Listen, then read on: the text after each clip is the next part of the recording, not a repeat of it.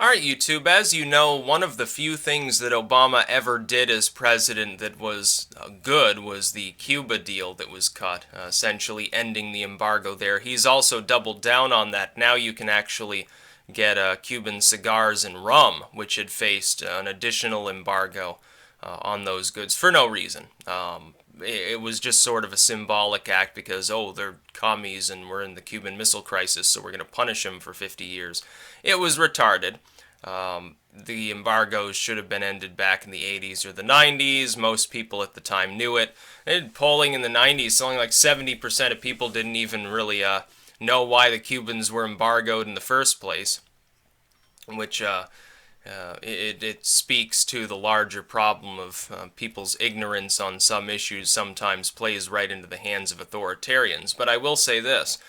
Trump calling for renegotiating our relationship with them, asking for more, I guess, social and fiscal progress. There may be more actual competition, less state control, less censorship in exchange for a continued warming of relations. Unless you intend to sweeten the deal quite a bit, you run the risk of destabilizing a relatively fragile relationship. The people of the U.S. and the people of Cuba have no significant quarrel with one another. It's mainly ambassadors and bureaucrats that have a problem. That's true. But those people in Cuba control everything. And so if they suddenly decide this isn't working for them, they feel too stressed, they might actually pull back. It would be better. There's an old adage that I think Trump should occasionally use. You can hardline some of your opponents and competitors around the world, and it doesn't matter. You can scare them into obeisance. What we've seen from Cuba, of course, is you can't actually do that. People like Fidel are ambivalent as to whether they have good relations with the U.S. They're helpful if they're present. If they're not present, then so be it. What you should do is remember that you get more flies with a teaspoon of honey than with a gallon of vinegar. And I think that's probably the way to go with Cuba. This is part of the American hemisphere. I pointed this out years ago. This isn't some rogue European or African state far off in the world. This is right next to Florida. It is good for us to have good relations with Cuba. I have no problem with the Cubans. They're not entirely communistic anymore. It's still like 90% outright communism. It's more communistic than what China's got at the moment, or Vietnam or something like that. But at the same time, if we want to keep warming relations, I'm not sure now is the time to perturb them. I think things are going fine. Cuba hasn't suddenly used all of that extra income from U.S. tourists to arm up and try to obtain nuclear warheads or anything like that because they're not interested in that. They pump so much money into their medical sector alone that they have little else for anything else under the sun. So I'm not sure that Trump's suggestion that we should immediately begin trying to renegotiate with the Cubans is the greatest idea. I agree in spirit. It would be wonderful if all of their censorship laws were peeled away, if the state control were peeled away, if they were part of the larger economy of the American hemisphere. That would be wonderful. But it's going to be a slow process. Most of the population of Cuba was born under and has lived continuously under what is essentially communism light. It's going to be a jolt to them to deal with this. Additionally, part of the added income that they're getting is related to now U.S. tourism, or Western tourism at large. I know Europeans could visit Cuba for a very long time. It's funny, we were the only holdout that was actually still embargoing them in many measures. But part of that quaintness, that tourist draw of seeing the old cars and the old buildings and an older style version of like early atomic era life, goes the way of the dinosaur if you completely crack them open and add them to a more free market and so forth. I would think it would be better to focus on the social spectrum, censorship and so forth. Focus on that. Certainly trying to get them hooked up completely to a fully modern, uncensored internet would be great, because then we'd be able to get to hear from the actual Cuban people what their thoughts are on a more major basis. They'd have a significant, I think, presence very quickly. They would rapidly develop in that sphere. They're a highly literate population, an extremely healthy population, which most people don't understand. It's been the one success of communism in Cuba was really their health system. Other than that, it completely fails. People are driving around, 50s era cars that they repossessed from Westerners that had invested when they nationalized and so forth. It's actually very funny. Perturbing them on the old debt issue of half a century ago, Fidel nationalized a bunch of American assets in Cuba and then prompted a nuclear standoff with his own actions partially. I think would be beating a dead horse. Very few people alive today were old enough to really even appreciate that situation. So who cares? I don't care about the fact that Cuba was hosting Soviet missiles many decades ago.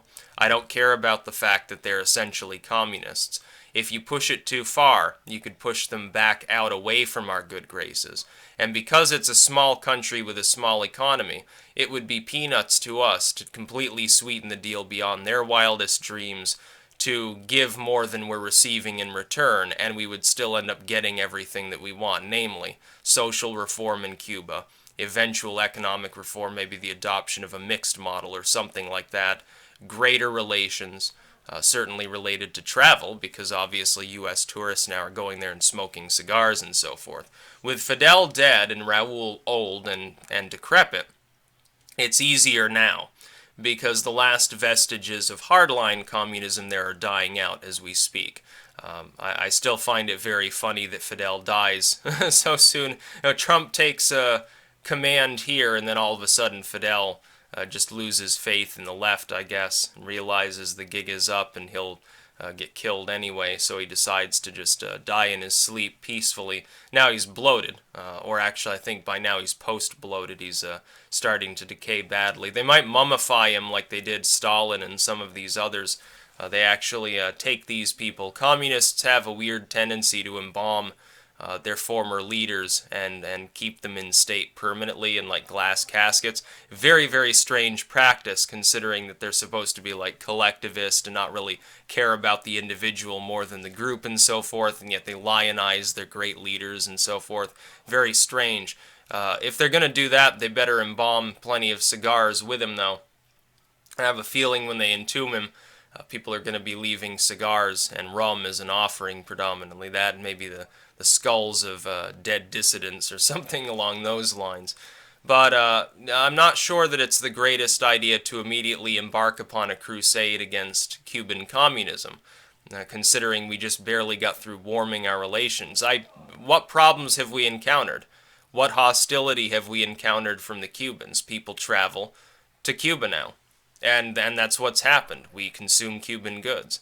I see no problem with this. I would have to generally oppose the idea of anything that is not a fairly good deal for the Cuban people, because I think that they might back out of relations altogether, number one. Although, number two, I do agree in spirit that over time we do need to make sure that the Cubans are able to express themselves.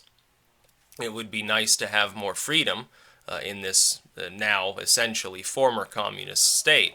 But at the same time, you push them too far and you risk losing all that you've accomplished along with any investments therein, and then you end up perhaps with another hardline, maybe Maduro-style regime there that takes control and is openly hostile to the U.S. on a level that, let's face it, the Castros, since the 1990s, they hadn't really been, oh, America the Great Satan. No, that rhetoric was coming from Venezuela, not from Cuba. I understand Cuba's not an oil nation, so it has less leverage, perhaps economically, to be able to make such wild statements.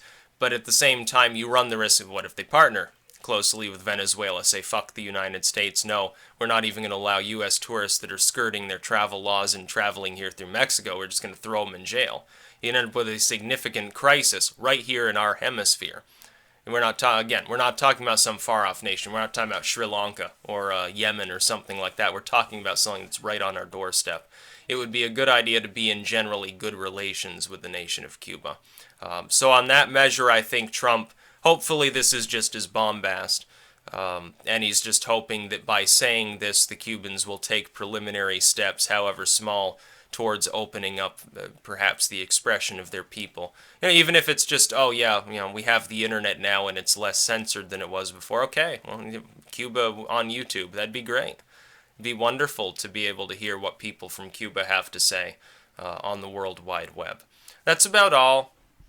Peace out.